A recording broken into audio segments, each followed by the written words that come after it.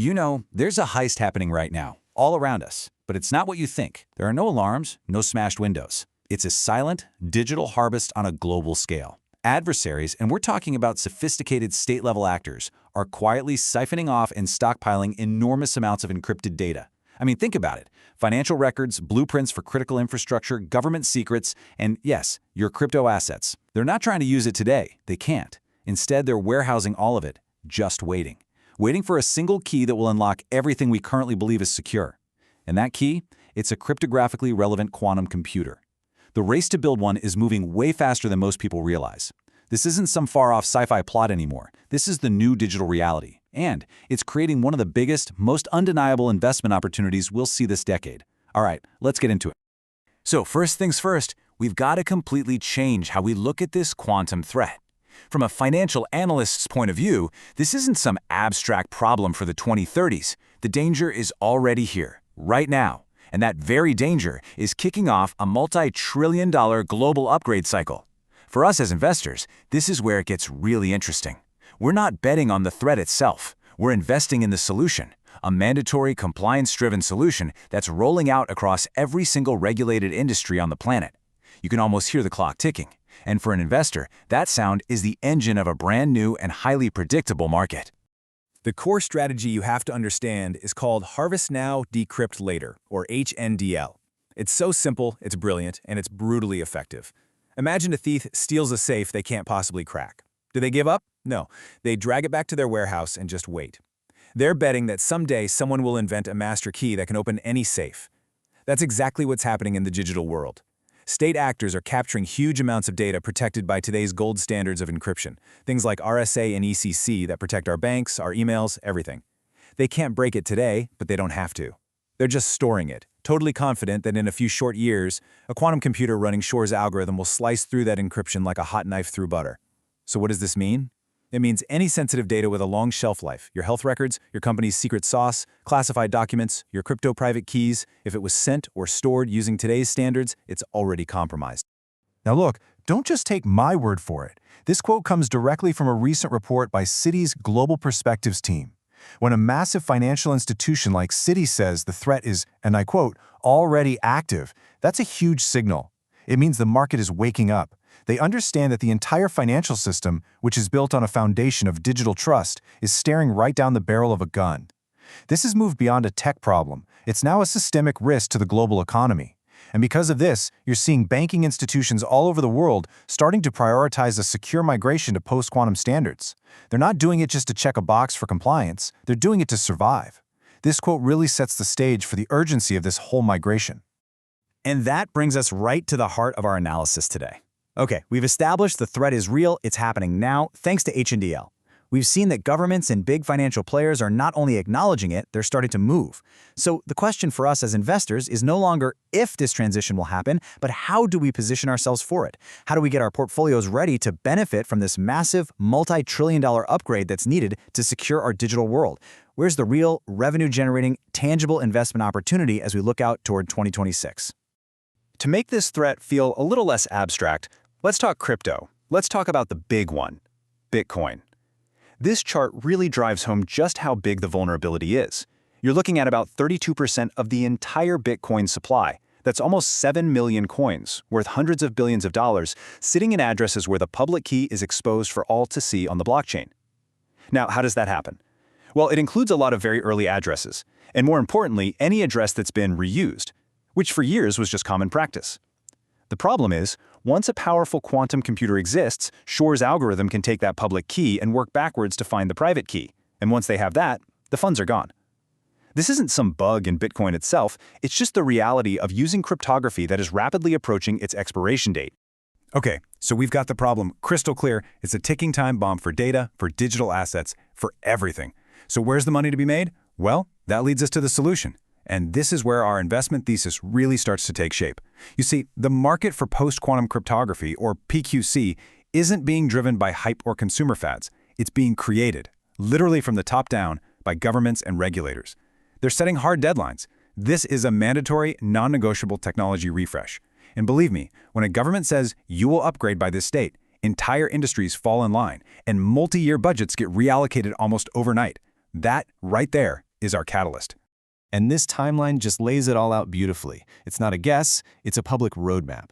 The starting gun went off in 2024 when the U.S. National Institute of Standards and Technology, NIST, finalized the very first official PQC standards. That got the ball rolling. But now look at the deadlines. The UK is telling organizations they have to identify all their crypto systems by 2028. The US is mandating that high-risk federal systems have to be migrated by 2030, and then there's a hard stop for full migration by 2035. What this means is that procurement cycles, the actual buying of new hardware and software, has to start now to meet those dates. This creates a predictable multi-year pipeline of revenue for the companies that are selling the solutions. And here's the number that puts it all into perspective. The PQC market is projected to just explode. We're talking about a compound annual growth rate, a CAGR, of 46%, hitting nearly $3 billion by 2030. And that growth isn't speculative. It's coming directly from the compliance spending we just saw in that timeline. It's regulated sectors, finance, government, telecom, critical infrastructure, that are leading the charge.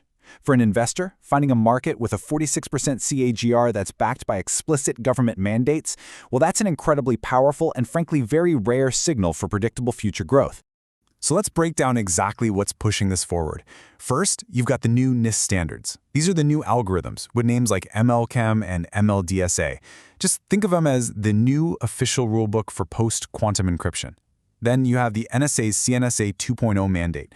This is a huge deal. It specifies the exact algorithms that are approved for protecting top-secret U.S. national security data. It's the gold standard.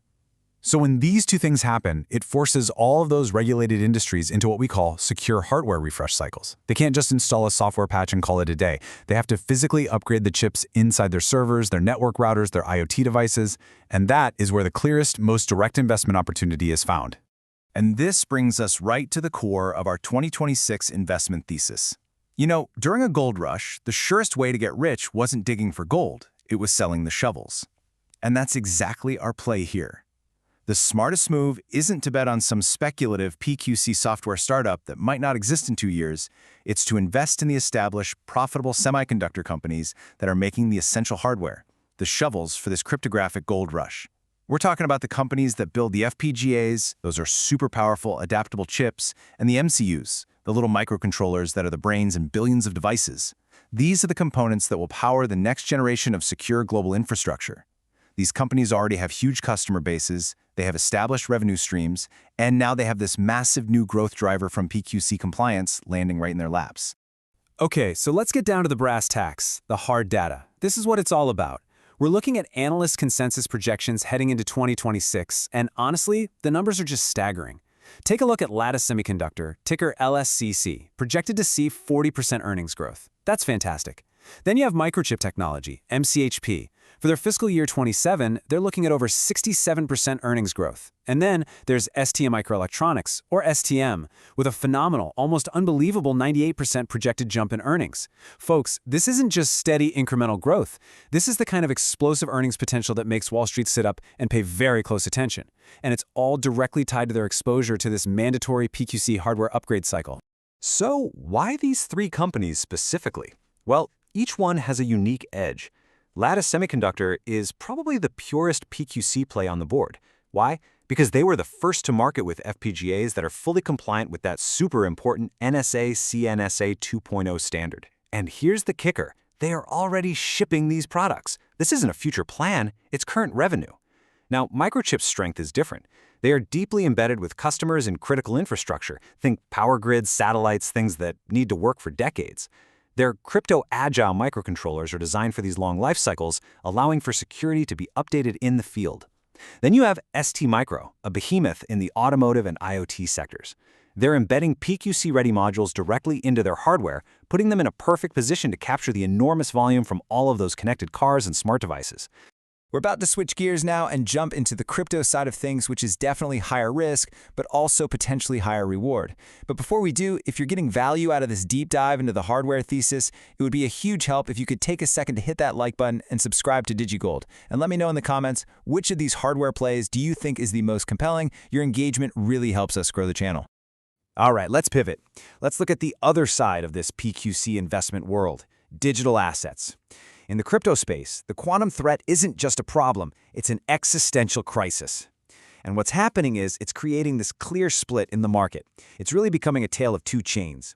On one side, you have the legacy giants, like Bitcoin and Ethereum, and they are scrambling to figure out an incredibly difficult, complex migration to quantum-safe technology. On the other side, you have a whole new generation of blockchains that were built from day one to be quantum-resistant.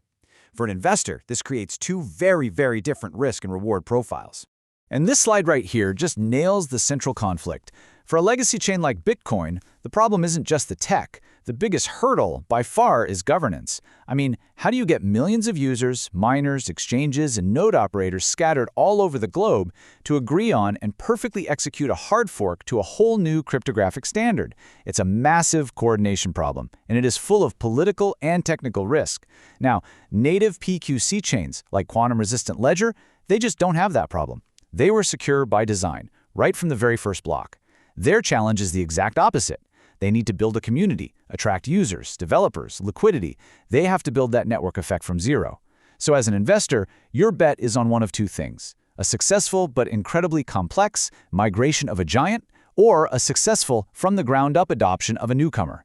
And you know, we can actually rank the major blockchains on how ready they are based on recent analysis from Google's quantum AI team. In Tier 1, at the top, you've got Algorand. They're ahead of the curve because they've already implemented Falcon, one of the new NIST-standardized PQC algorithms, for their state proofs, which shows they're serious. In Tier 2, you have chains with a natural advantage, like Zcash and Cardano. Their basic architecture, whether it's using shielded transactions or a model that hides public keys by default, gives them a structural head start. Then you get to the vulnerable category, with Bitcoin and that 32% of exposed supply we talked about. And at the very bottom, with the widest attack surface, you find Ethereum and Solana. Their account model means that after your very first transaction, your public key is visible on-chain forever, giving a quantum attacker an unlimited window to try and crack it.